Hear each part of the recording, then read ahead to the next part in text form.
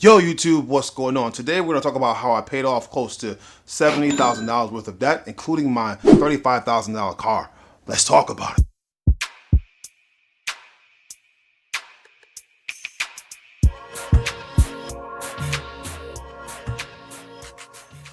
Yo YouTube, what's going on? It's Angikindslows Senatus, Angie for short, and today we're going to talk about debt and paying this thing off. I don't know about you, but debt is evil. I think it's disgusting. If you have not done so, please make it a priority to like, comment, and subscribe. I post content like this every single day. Let's get into this. We have to have this conversation by talking about debt and what debt actually is. Debt is just payments that you owe to other people. So listen, I'm gonna share the story. I'm a KDA principal right now. I was a teacher before that, an assistant principal before that. So my income has fluctuated. I went from $30,000 a year to well over six figures, you know, and it's been a grind. I'm 38 years old. It's been a hustle, you know, and I fought to get to this point. And even as I went along the journey, as I made more money, I basically increased my living. I was increasing the things that I was doing. So once I got to $50,000, I was like, yeah, let me get a new car. Yeah, that BMW's looking sexy. Yeah, I need a new computer. The desktop is a little smelly, a little dusty. Only a dusty computer. Who walks around with dusty computers? Let me go buy this thing for $2,000. What? Listen, at the end of the day, I started increasing my lifestyle. So what happened was that even though I increased my money by $200-300 every check, essentially I was spending that money on payments. It was constantly leaving and going out. The interest company got years of my life, and I think every single person who's watching this needs to understand that when you're paying interest, that interest equates to time. Because what happens is that many of us don't have passive income streams. So in order for you to sit back and pay $200 worth of interest, that's $200 worth of time. You get where I'm going with this? So I basically accumulated a whole bunch of debt. I had $35,000 for a car. I had about $10,000 to $15,000 on a personal loan, and I had the rest of that all in credit cards and various credit card payments. And listen, I'm gonna tell every single person, if you wanna sit back and free yourself from debt, you have to take a hard look in the mirror. You know, like for example, if I'm trying to lose some additional weight, I have to look at my body, step on the scale and say, hey, this is where you're at. This is what I'm not happy with. Let me get focused on it. Same thing has to happen with your credit card and with your debt. You have to lay them all out. If you have a significant other, lay it all out. Have a conversation with each other about, hey, listen, this is where I am at. This is where we are at right now. The next part of the plan was I listed my debts from smallest to highest. You know, and then as I listed them from smallest to highest, I paid off the smallest bill first and just started plugging it in. Further explained, let's assume that you have an extra $500 to pay off your debts. To start, you would take the minimum payments on all of your debts and list them from smallest to largest. You would allocate the $500 towards the lowest payment and make the minimum payment on all payments.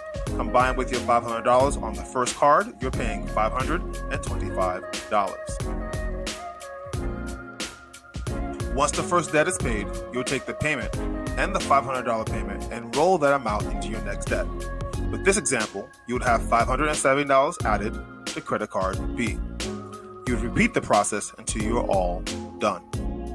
And listen, in another video, what I'll do is I'll break down my expenses. I'll break down what I did, how fast I did it.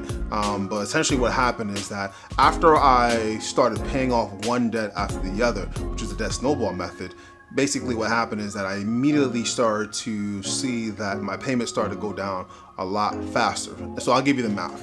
If I had a $150 credit card payment, once I paid off that $150 credit card payment, or card that had $1,000 with $150, basically I then rolled that payment into the next payment. So I had whatever I was spending to pay off the debt plus $150 added to the next credit card, and then I compounded it. When I got to my car and I was paying off the car payment, I basically was paying off close to $2,500 to $3,000 on paying off my car, which then allowed me to be able to pay that thing off in under 7 months. And just to kind of go back to it, like for me, I'm making over 6 figures. So for me to go to a point where I'm now taking the bulk of my income, over half of my income, and I'm now saving it, putting it into my child's college fund, putting it into investment plan, putting it into whatever it is that I want to go to, like it was free. And that's kind of where you want to be at. Like you want to get to a point where you're able to know that you are making some type of income. And that goes to the other thing as well. Like I basically had to keep on improving and increasing my income. And what I will share is that even if I went back down to $50,000 or $25,000 or $30,000, I would decrease my lifestyle. I would reduce my budget. And the biggest thing that you have to do that I want to say to every single person is you got to live by that budget. I was saying no to everyone, to everything. I was the no Nazi. I'm good. The discipline and the freedom of letting people know for a while, no is freeing. Now listen, what I will tell you though, so that people don't start looking like you a jerk, or you're not trying to hang out. You got to get to a point where you are actually telling people, hey, listen, I'm hyper focused on paying off this debt. This is kind of where I'm at. And what you'll find is the support that you get from people knowing that you're on this mission, this personal journey, is freeing. Now wait, like some of you guys are kind of like, whoa, like I don't have $3,000 to just sit back and pay off on a debt. It doesn't matter. Like it could be $500. And imagine how freeing it will be in your life when you're now able to say every single month, I'm saving $1,000 a month. Saving $500 a month, $1,500 a month, whatever the number may be, you know? And if you need more income, you might have to get a side hustle. I mean, let's just keep it 100, let's keep it real. But listen, once you free yourself from credit card payments and interest debt, you now are free. You now are able to do what you need to do. And what you'll also start noticing that your credit score will blow up. Like you start getting credit card offers off the wazoo.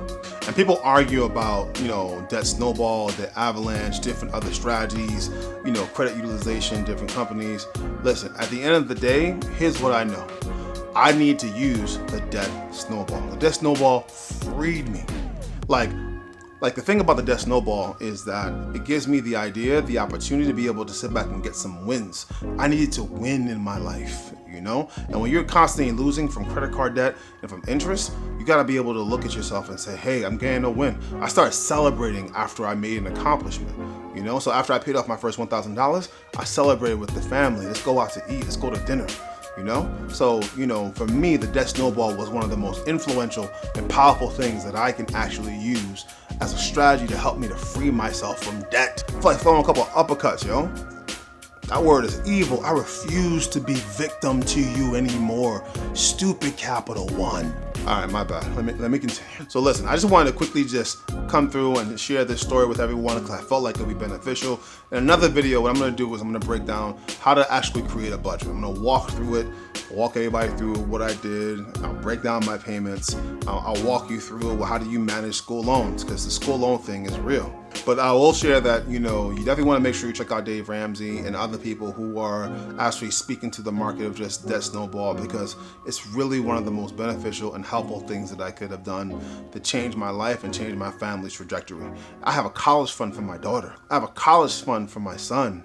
Like, to be able to know that, you know, I'm able to leave a legacy for my children, it's powerful. All right, y'all, if you have not done so, please make sure to like, comment, and subscribe. I post content like this every single day. As always, stay hungry, stay motivated, stay focused. Go get it.